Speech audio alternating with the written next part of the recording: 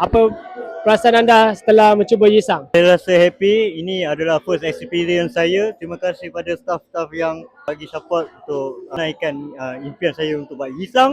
Boleh dengar komen daripada Abang Syaf yang main peranan besar dalam membuat Yisang. Sedap. Yeah, boy. Dia kata,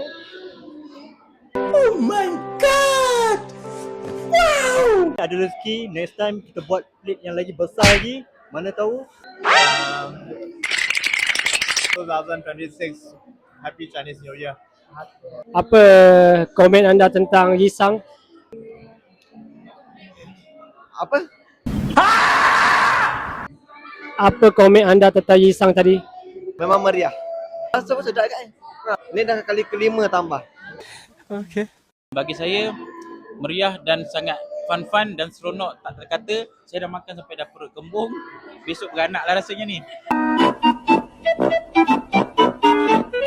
InsyaAllah disambung makan lagi. Terbaik. Jason, I love you.